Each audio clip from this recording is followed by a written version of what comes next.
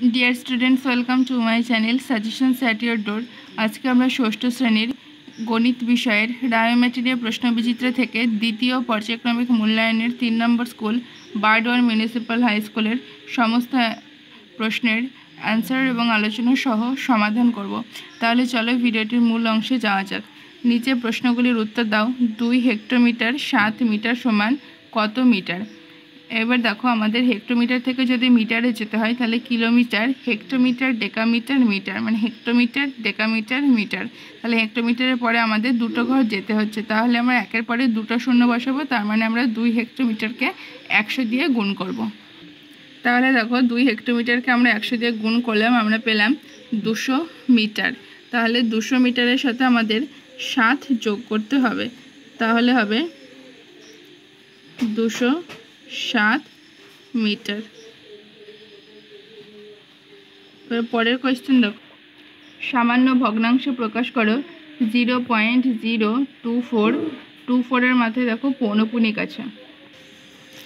তাহলে 24 এর মাথায় যদি পৌনপুনিক থাকে, এটাকে আমাদের ভগ্নাংশ প্রকাশ করতে হবে। 24 এর মাথায় এখানে আর দেখো 10-এর উপরে 3টে সংখ্যা আছে, তাহলে 24 এর মাথায় পৌনপুনিক আছে, তার মানে এখানে 2টো 9 হবে, আর যে সংখ্যাগুলোর মাথায় পৌনপুনিক থাকবে না সেই কটা শূন্য হবে। আর একটা কথা, এখানে দেখো আমরা সবসময় কী করি, এখানে যদি সংখ্যা থাকতো, যে সংখ্যাগুলোর মাথায় পৌনপুনিক থাকে না সেই সংখ্যাগুলো আমরা উপরে লব থেকে বিয়োগ করি। এখানে যেহেতু শূন্যই আছে, তো 24 থেকে যদি আমরা শূন্য বিয়োগ করি তাহলে 24ই হবে, সেই জন্য আমি বিয়োগ করে দেখালাম না।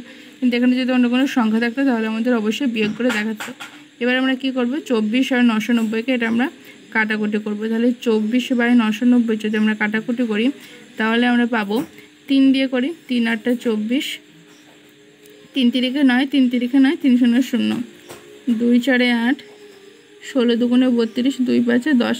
এবারে দেখো আর যাবে না, কারণ এটা জোড় সংখ্যা আর শেষে দেখো 5 বিজোড় সংখ্যা আছে, তাহলে এটা এখন যাচ্ছে না। তাহলে এটা হচ্ছে 4/165। পরের কোয়েশ্চেন দেখো, ত্রিভুজাকার প্রিজমের শীর্ষবিন্দুর সংখ্যা কটি?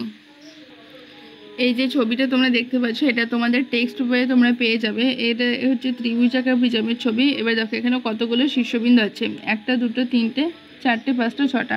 তাহলে আমরা ত্রিভুজাকার প্রিজমের 6টি শীর্ষবিন্দু পেলাম। একই সমতলে অবস্থিত 3টি অসমাপিত সরলরেখাংশ সর্বাধিক কতগুলি বিন্দুতে ছেদ করতে পারে? দেখো বলেছে 3টি অসমাপিত সরলরেখাংশ, মানে একই সমতল অবস্থিত হবে আর 3টি অসমাপিত সরলরেখাংশ। যেখানে সরলরেখাংশ সংখ্যাটা দিয়েছে 3টি সরলরেখা, তো তাহলে এখানে কিন্তু সরলরেখা 3টি সর্বাধিক 3টি বিন্দুতেই ছেদ করতে পারবে। তারপরের কোয়েশ্চেন, বিপরীত রাশিটি লেখো। -35 মিটার নিচে নামা। এর বিপরীত রাশি হবে 35 মিটার নিচে নামা। তার আগে কোনো মাইনাস চিহ্নটা উঠে যাবে, তো হবে 35 মিটার নিচে নামা। পরের কোয়েশ্চেন, কোন বৃহত্তম সংখ্যা দিয়ে 564 ও 630কে ভাগ করলে প্রতি ক্ষেত্রে 3 ভাগশেষ থাকবে? দেখো আমাদের সংখ্যাগুলো বলেছিলাম 564 আর হচ্ছে 630। এই সংখ্যা দুটোকে কোন বৃহত্তম সংখ্যা দিয়ে ভাগ করলে, মানে এই সংখ্যা দুটোকে যে সংখ্যাটাকে ভাগ করবে সেটা আমাদের বার করতে হবে, কিন্তু একটা কন্ডিশন আছে, সেটা হচ্ছে যে প্রতি ক্ষেত্রে 3 ভাগশেষ থাকবে। তাহলে দেখো সবার আগে আমরা এটা করব যে হচ্ছে যখন এই সংখ্যাগুলোকে ভাগ করার কথা বলবে তখন তোমরা বুঝতে পারবে, যদি তোমাদের কোয়েশ্চেনে যে সংখ্যাগুলো দেওয়া থাকবে, এখানে কোয়েশ্চেনে যেমন আছে 564 আর হচ্ছে 630কে ভাগ করার কথা, তাহলে তোমরা অবশ্যই জানবে যে এটা নিশ্চয় গসাগু করতে হবে। যখন এই সংখ্যাগুলোকে ভাগ করার কথা বলবে তখন গসাগু করতে হবে। আর যদি বলে যে এরকম একটা সংখ্যা নির্ণয় করে যেটা 4 6 8 দ্বারা বিভাজ্য, মানে ওই সংখ্যাগুলো দিয়ে ওইটাকে ভাগ করতে হবে, তখন তোমরা জানবে যে সেটা লসাগু বার করতে হবে। ঠিক আছে, তাহলে এখানে এই সংখ্যা দুটোকে ভাগ করার কথা বলেছে, তার মানে এখানে আমাদের গসাগুটা বার করতে হবে। কিন্তু এখানে দেখো প্রতি ক্ষেত্রে 3 ভাগশেষ থাকার কথা বলেছে, সেই জন্য সবার আগে আমাদের এই সংখ্যা দুটো থেকে 3 মাইনাস করে দিতে হবে। তাহলে 564 থেকে আমরা যদি 3 মাইনাস করে দিই তাহলে হবে 561, আর 630 থেকে যদি 3 মাইনাস করে দিই তাহলে হবে 627। এবার 561 আর 627-এর আমরা গসাগু নির্ণয় করব। আমরা মৌলিক উৎপাদক বিশ্লেষণ পদ্ধতিতে করতে পারি।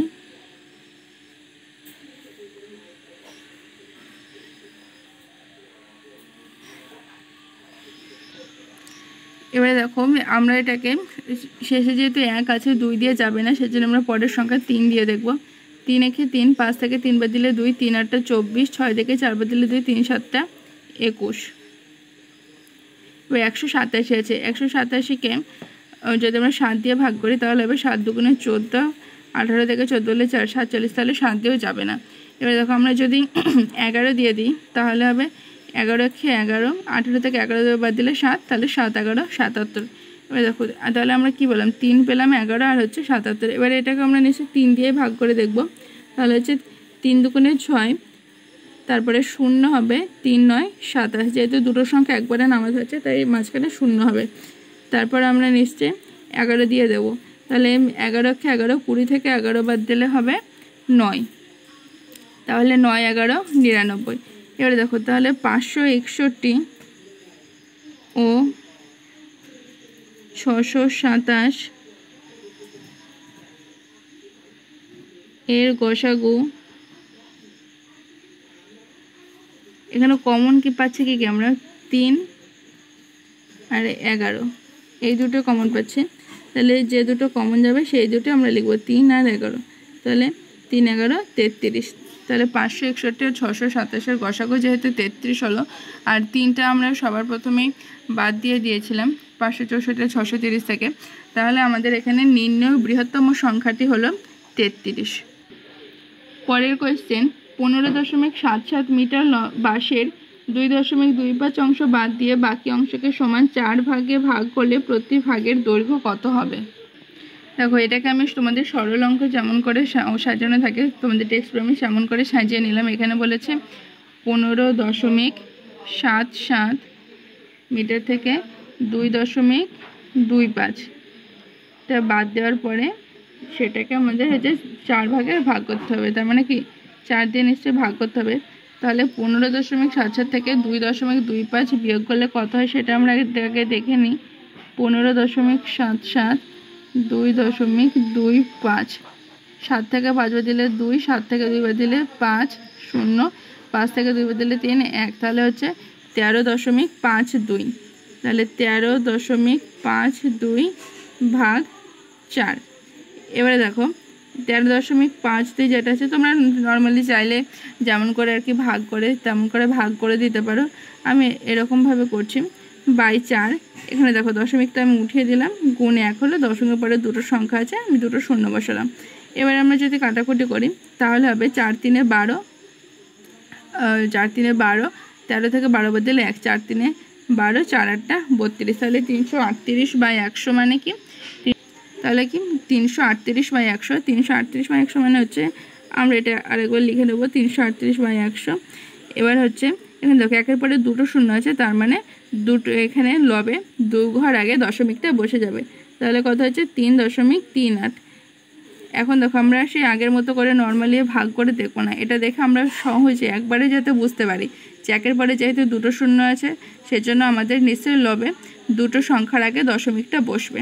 ঠিক আছে, তাহলে আমাদের এটা হলো 3.38। তাহলে অতএব তোমরা অ্যান্সার লিখবে যে প্রতিটি ভাগের দৈর্ঘ্য হবে 3.38 মিটার।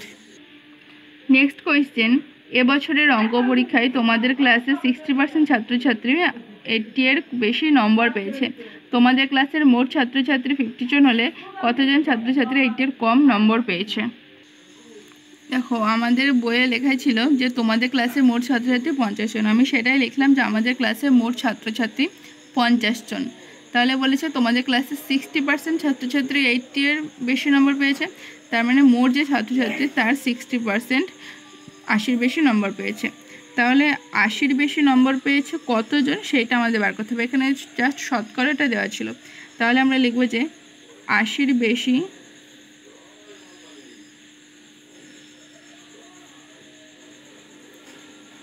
নম্বর পেয়েছে সমান 80 গুণ 60/100। 60% মানে 60/100, 0 0 কেটে দিলাম, এই 0 কেটে গেল। তাহলে আমাদের হলো না সরি, এটা হচ্ছে 80 গুণ 60/100 হবে না, কারণ আমাদের মোট ছাত্রছাত্রী 50 জন ছিল। তাহলে আমাদের 50 দিয়ে গুণ করতে হবে মোট ছাত্রছাত্রীর 60%। তাহলে হচ্ছে 50 গুণ 60/100। তাহলে 0 0 কেটে যাচ্ছে, এখানে 0 কেটে যাচ্ছে, তাহলে হলো 6 5 30 জন। তাহলে 80-র বেশি নম্বর পেয়েছে 30 জন। তাহলে আমাদের বলেছিল যে কতজন ছাত্রছাত্রী কম নম্বর পেয়েছে। তাহলে মোট ছাত্রছাত্রী যদি 50 জন হয় আর 30 জন যদি 80-র বেশি নম্বর পায়, তাহলে 80-র কম নম্বর পেয়েছে মানে হচ্ছে মোট ছাত্রছাত্রী থেকে 30টা বিয়োগ, তাহলে কি 50 থেকে যদি আমরা 30 বাদ দিই তাহলে আমরা পাবো 20। তাহলে 20 জন 80-র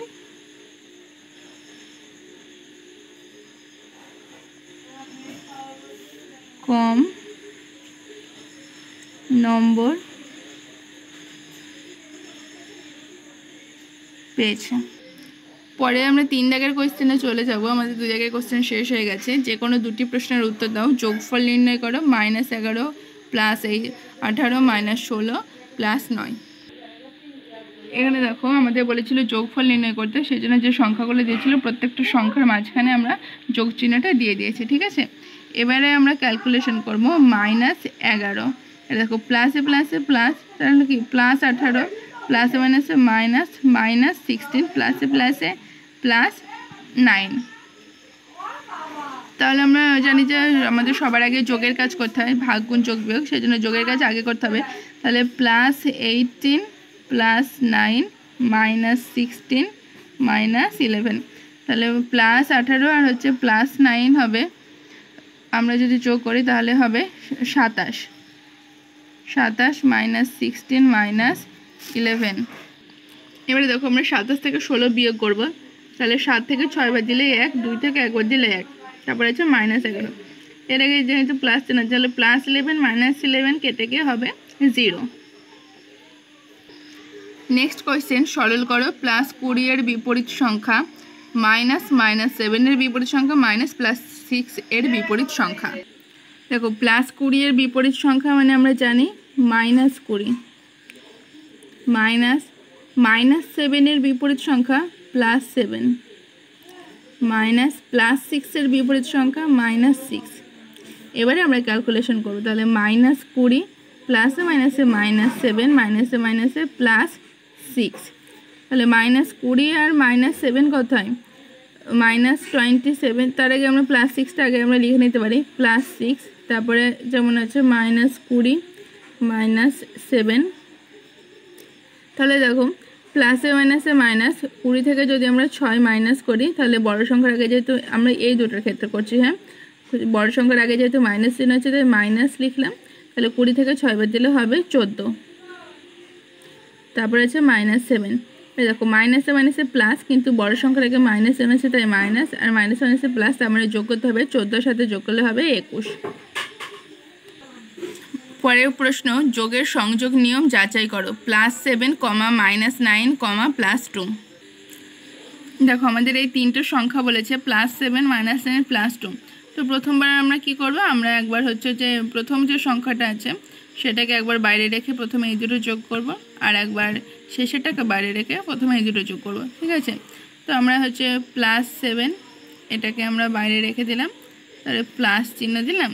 তারপরে আমরা সেকেন্ড ব্র্যাকেটের মধ্যে -9 +2 এটা ক্যালকুলেশন করলাম।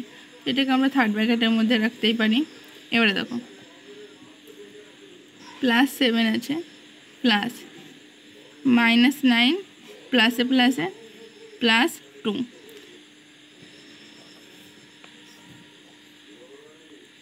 তাহলে +7 প্লাস, এখানে দেখো -9 আর +2 প্লাসে মাইনাসে মাইনাস চিহ্ন হয়। ঠিক আছে, প্লাসে মাইনাসে মাইনাস, আর তাহলে আমাদের বিয়োগ করতে হবে, 9 থেকে 2 বার দিলে হবে 7, তাহলে এটা আমরা পাচ্ছি -7।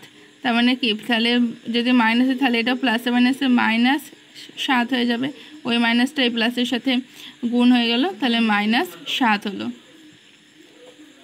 তাহলে +7 আর -7 কী হবে, +7 আর -7 = 0 হচ্ছে। এবার আমরা পরেরটা করে দেখব। আমরা প্রথমে +7টাকে বাইরে রেখেছিলাম, এবার আমরা +2টাকে বাইরে রাখবো। তাহলে +7 প্লাস -9, সর্বপ্রথম আমরা এইটা যোগ করব, তারপরে +2 এটাকে আমরা বাইরে রেখে দিলাম। তে এবার হচ্ছে +7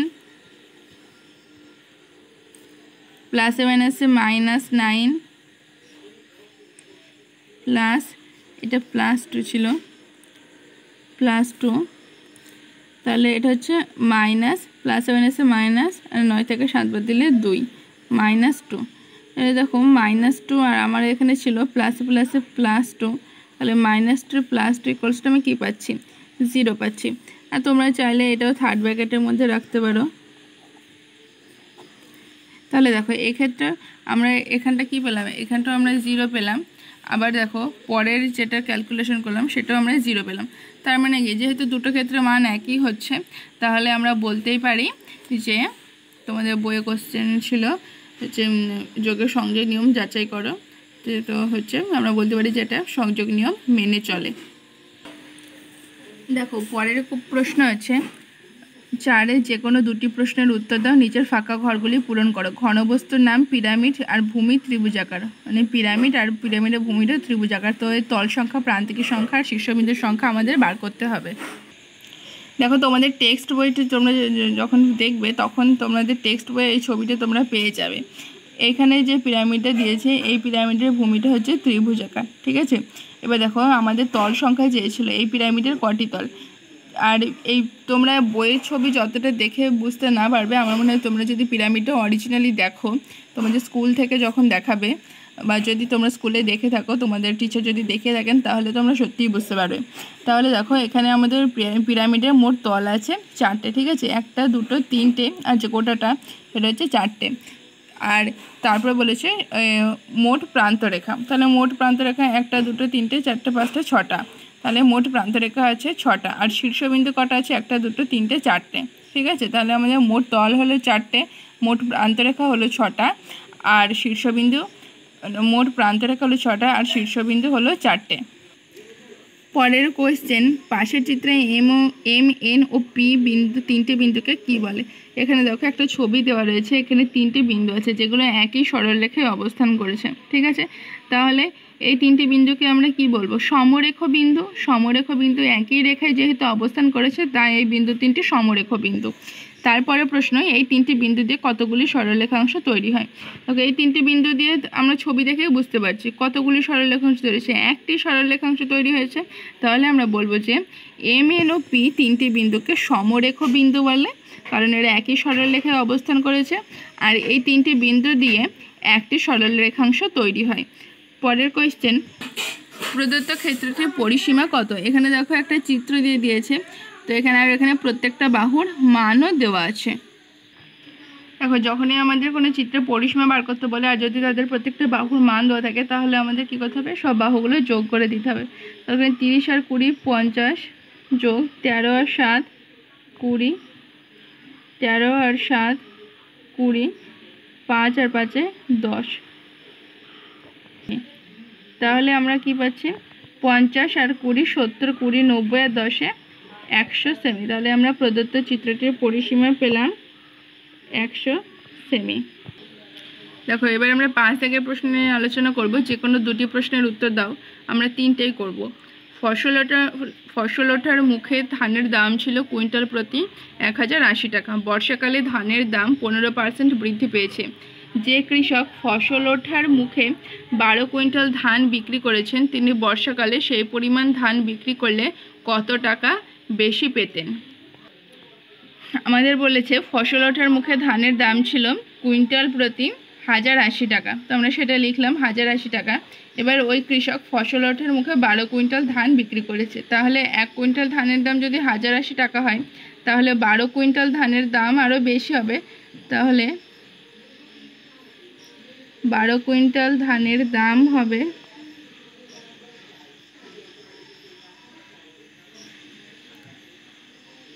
1080 গুণ 12 টাকা। তাহলে আমরা পাবো 12 শূন্য শূন্য 8 12 96, 12 কে 12, 12,960 টাকা। কিন্তু তারপরে আমাদের একটা কন্ডিশন ছিল, সেটা হচ্ছে যে বর্ষাকালে ধানের দাম 15% বৃদ্ধি পেয়েছে। ঠিক আছে, 15% বৃদ্ধি পেয়েছে, মানে আগে ছিল 1080 টাকা, তার থেকে এখন 15% বৃদ্ধি পেয়েছে। তাহলে আগে যে ছিল তার থেকে 15% বৃদ্ধি, তার মানে আগে ছিল আমাদের 1080, তাহলে 1080-র 15% বৃদ্ধি, তার মানে 15/100। এটা দিয়ে আমাদের বার করতে হবে। আমরা এই শূন্য কেটে দিলাম, 5 3 15, 5 2 10, 2 5 10, 2 4 8, 3 4 12, 2 হাতে 1, 3 5 15, 1 16, তাহলে এই 162। তাহলে অতএব 15% বৃদ্ধি পেয়েছে। তাহলে 15% বৃদ্ধি হওয়ার পর আমাদের 1 কুইন্টাল ধানের দাম কত হচ্ছে সেটা আমাদের বার করতে হবে। তো তাহলে আমাদের আগে ছিল 1080 যোগ 162, তাহলে 1080-র সাথে 162 যোগ করলে হবে 2, 8 6 14, 4 হাতে 1, 1 1 2, 1, 1242 টাকা। ঠিক আছে, তাহলে 1242 টাকাটা আমরা কি বললাম, বর্ষাকালে ধানের দাম 15% বৃদ্ধি পাওয়ার পর 1 কুইন্টাল ধানের দাম 1242 টাকা। তাহলে 15% বৃদ্ধি পাওয়ার পর 1 কুইন্টাল ধানের দাম যদি 1242 টাকা হয়, তাহলে 12 কুইন্টাল ধানের দাম কত হবে সেইটা বার করতে হবে। তাহলে 12 কুইন্টাল ধানের দাম এখন কত হবে, 12 কুইন্টাল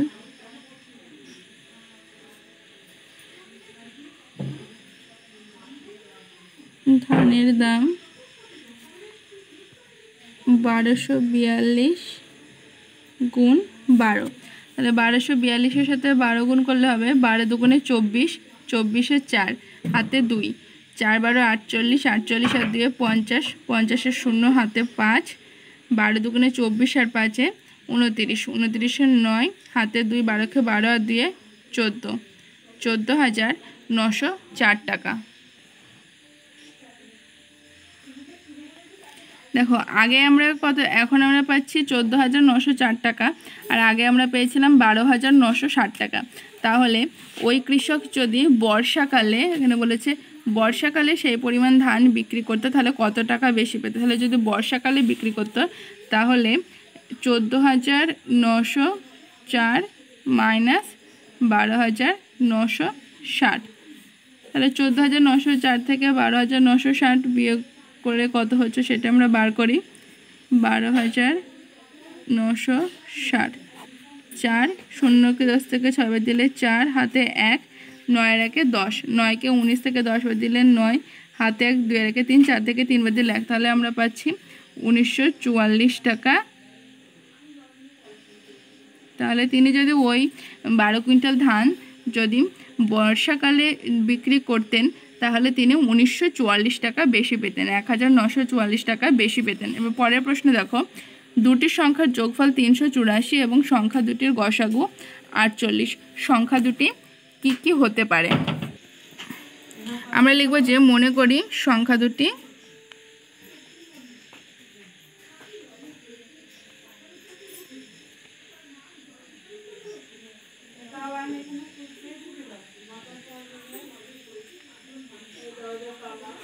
আটচল্লিশ এক্স ও 48 ওয়াই, যেখানে এক্স আর ওয়াই পরস্পর মৌলিক সংখ্যা। ঠিক আছে, তাহলে আমাদের প্রশ্ন বলেছিল সংখ্যা দুটির গসাগু 48 এবং সংখ্যা দুটির যোগফল 384।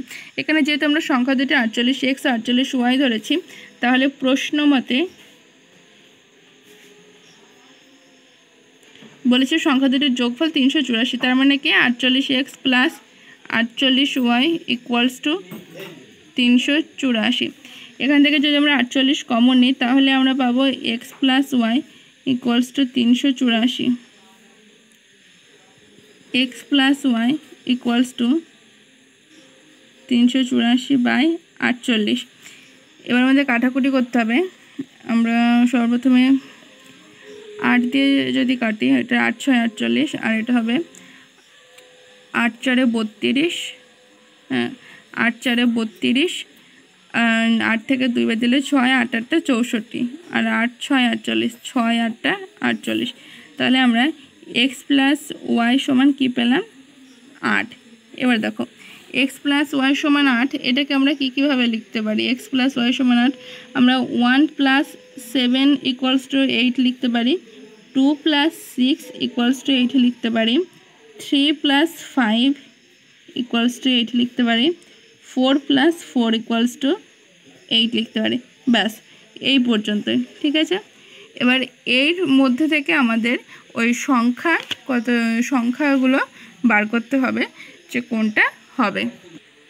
এখানে দেখো প্রথমটার ক্ষেত্রে এখানে আমাদের এক্সের মান 1 আছে, ওয়াইয়ের মান 7 আছে, তাহলে এটা হচ্ছে 48 একটা। আর 48-এর সাথে ওয়াইয়ের মান যখন 7, আমাদের সংখ্যা দুটো তো বার করতে হবে। আমরা সংখ্যা দুটো কী নিয়েছিলাম, 48x আর 48y।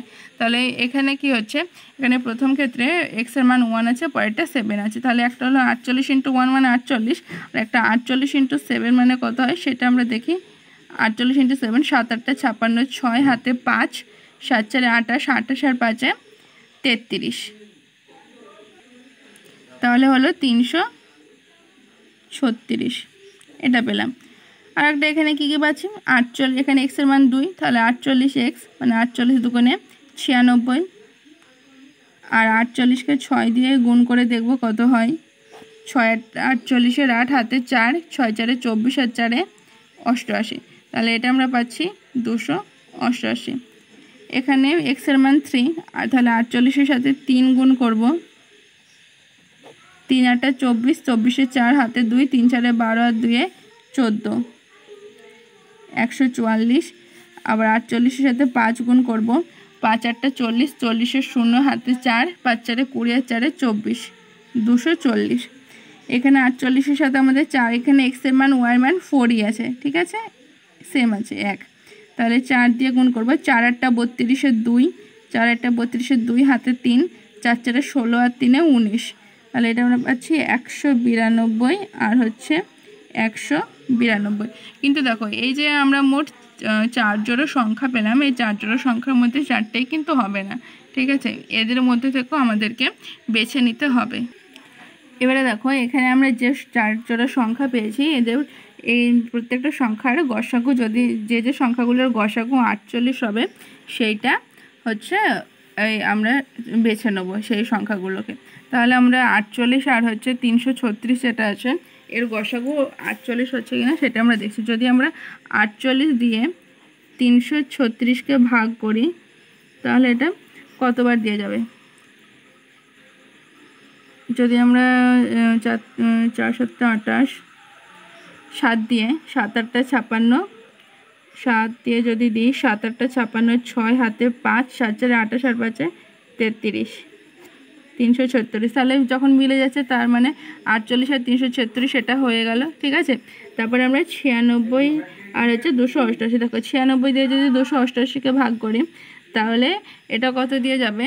এটা যদি আমরা দেখো 3 দিয়ে দিই, তাহলে 3 × 6 = 18, 18 আর 8 হাতে 1, 3 × 7 = 28, 288। তাহলে দেখো 96 288 গসাগু কিন্তু 96 হচ্ছে, কারণ 96 দিয়ে ভাগ করেই মিলে যাচ্ছে। তাহলে এই সংখ্যাটা কিন্তু হবে না, হ্যাঁ, তাহলে এই সংখ্যা জোড়াটা হবে না। তারপরে আমরা 100, আর এটা আমরা পরে আসছি। আর এটা দেখো 192 আর 192, এটা তো হবেই না, এটা দেখেই বোঝা যাচ্ছে, কারণ এদের দুটো সেম সংখ্যা আছে, তো এদের গসাগু তো কখনোই 48 হতে পারে না, মানে এদের গসাগু তো 192 হবে। হ্যাঁ, এবার আমরা এইটা দেখবো 144 আর হচ্ছে 240।